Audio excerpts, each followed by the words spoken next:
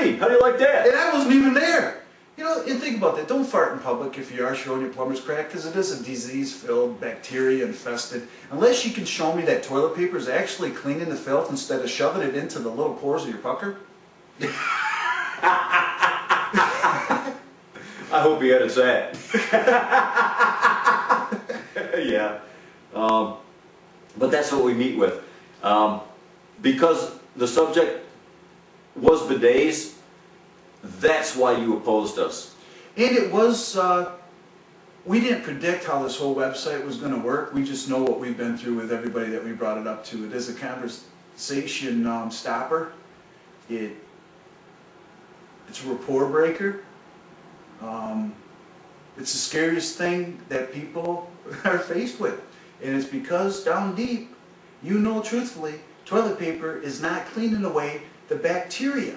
It's not cleaning away the germs. And when you get home, I don't know, unless somebody out there has a better way of doing it, you're going to have evidence of it in your underwear at times. Hey, the truth hurts, but it's still the truth. And we're just bringing up the truth. I don't see you giving me any type of evidence that toilet paper works better than a bidet or water or washing, your washcloth, your shower head. These are all forms of water. We're just doing it without taking the extra trip from the toilet to the bathtub or to the shower, or having to reach in and grab a piece of baby wipes to further smear in chemicals into the sewage mess and cesspool you have in your pucker already. Besides that, is toilet paper a plumbing fixture? What we're talking about is something that could become a plumbing fixture.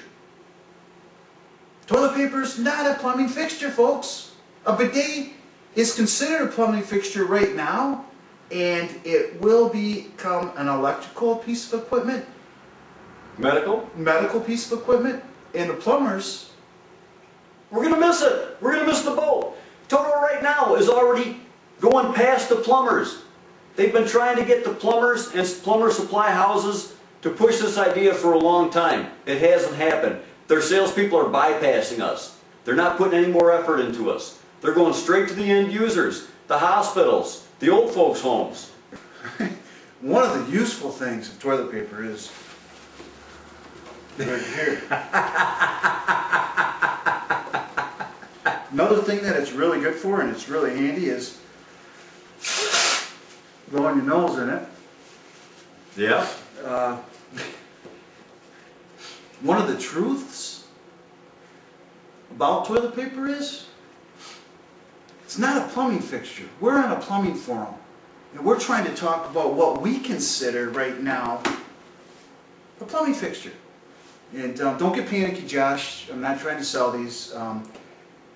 In fact, I might not ever sell a total washlet again. There are some other units out there we've been trying out that seem to work a lot better. This is a plumbing fixture.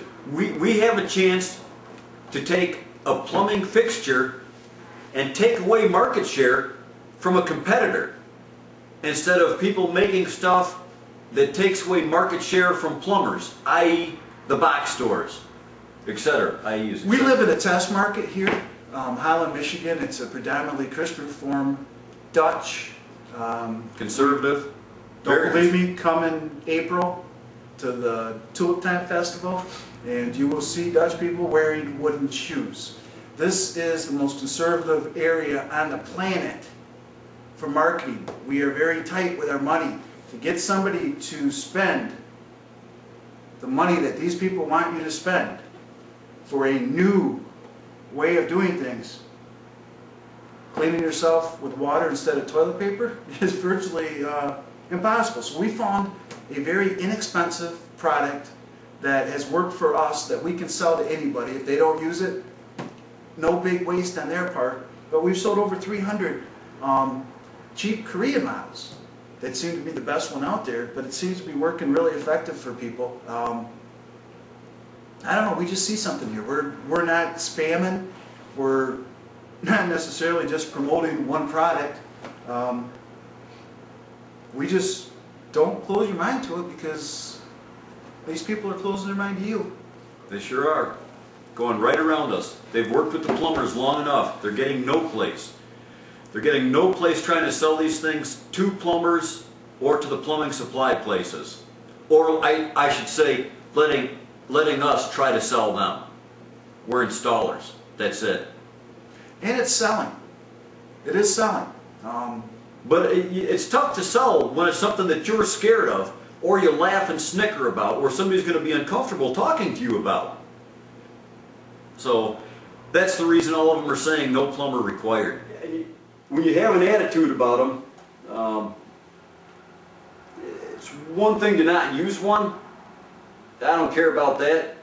But if your attitude prevents somebody else from using it, and you think, well, how can that happen? When there's one intimidator around, and Ken and I get in front of families where a person wants it, possibly needs it, and the one intimidator in the family says, that's not coming into my house. It's done, fellas. It's done. You're going to be the intimidator? Are you the intimidator? That's basically been our point the whole time. Be careful. You don't have an opinion till you try both. Try both and then give people your honest opinion. Right now, all you're doing is giving them your greatest fears. And you're passing those fears on to Schlitt.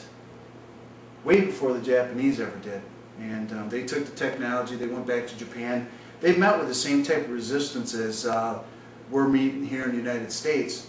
Then when it took off big. They're expecting, in that one book, the bidet book, guy says there's a 19 million unit need in the United States per year right now. 19 million per year. For this right here.